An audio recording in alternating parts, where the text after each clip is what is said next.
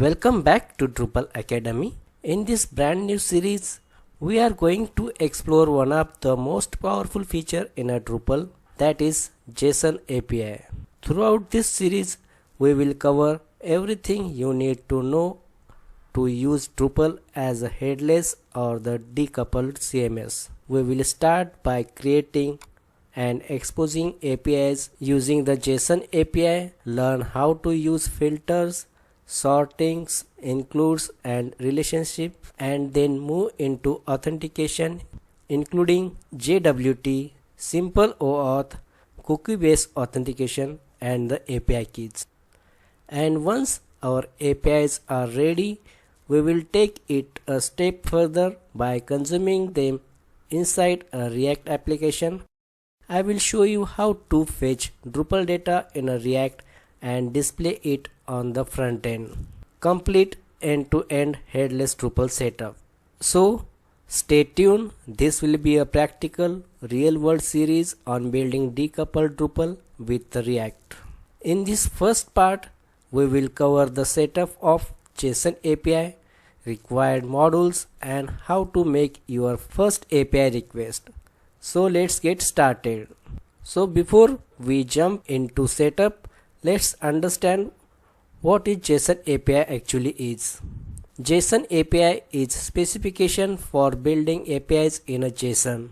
It's not just a Drupal thing, it's a standard that many frameworks follow. This means the way you interact with Drupal APIs is consistent and predictable.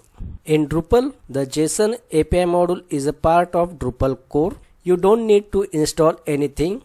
It provides a out-of-the-box API for all your content, user, taxonomy, and pretty much any entity in your site. So, why is it better than the old ways? It is standardized. No more guessing how to structure your request.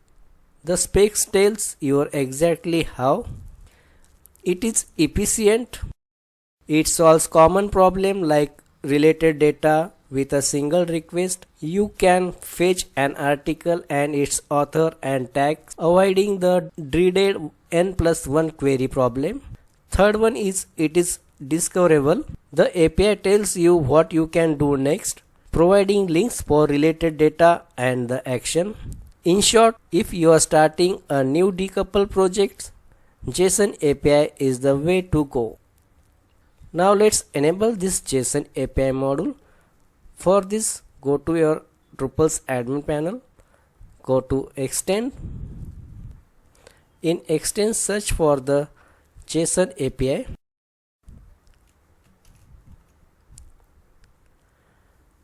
Enable this module. For this module, in the require section, you can check it requires the serialization, file and the fields module. So those modules are already enabled. And these are the some extra modules: JSON API default, JSON API extras. So we will check about these modules in the upcoming tutorials. Now click on the install button to install this module.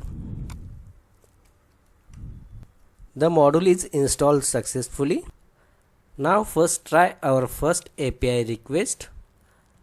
Before that, I explain you about this. By default, Drupal creates endpoints for all entities using this format. Format is like JSON API / entity type and the bundle. So first I will show you the available APIs or the endpoints provided by the JSON API. So this is the base endpoint, list all available resources in your site. So I will enter here and click on this pretty checkbox, or you can use the postman as well to access this API. Here in the links section you can find all available endpoints for all the entities. So this is for the action blocks, basic. This is again for the custom created footer block, and we will check for the article content type. For that I will search article. So this is the endpoint. By using this endpoint we can get the data of this particular article content type, It will list down the available nodes inside the article content type in the form of JSON. So now I hit this particular endpoint. Its URL is JSON API node/article. Again I will click on this pretty print format, and here you can see a standard JSON API response. We have data, attributes, relationships, links and everything. Let me quickly break down the structure. This data contains the list of all nodes. This attribute contains the fields of our content type, such as title, created date, the change date, body field. If there is any comment, again it will show the comments. This is consistent across every endpoint, and that's the best part of JSON API. Everything is predictable.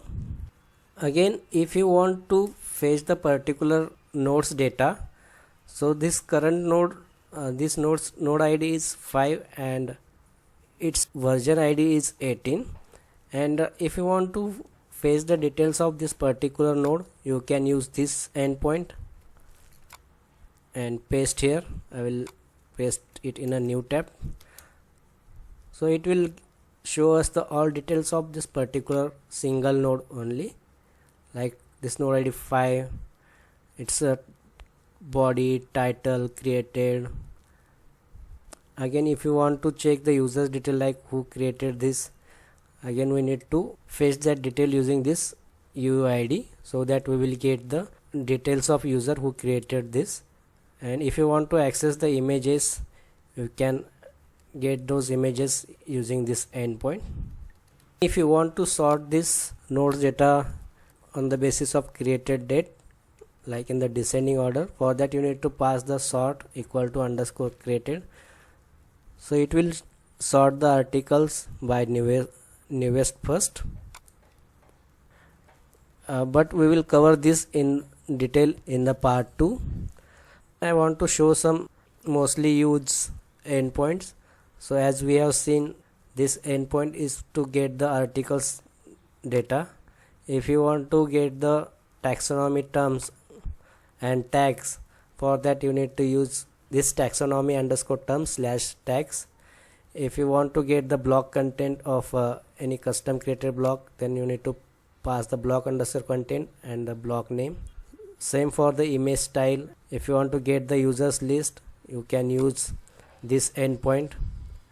If you want to get the roles list, you can use user underscore roles / user underscore roles endpoint. Same way for the web form as well. If you want to see the list of available web forms, you can get that list using web form / web form. So that's it from this video. Your JSON API setup is ready, modules are enabled, and you made your first API call. In the next video, we will go deeper into JSON API filter, including filter by fields, filtering using conditions, sortings, and pagination. If you found this helpful, hit like, subscribe to Drupal Academy, and drop your questions in the comments below. Thank you for watching, and we'll see you in a part 2.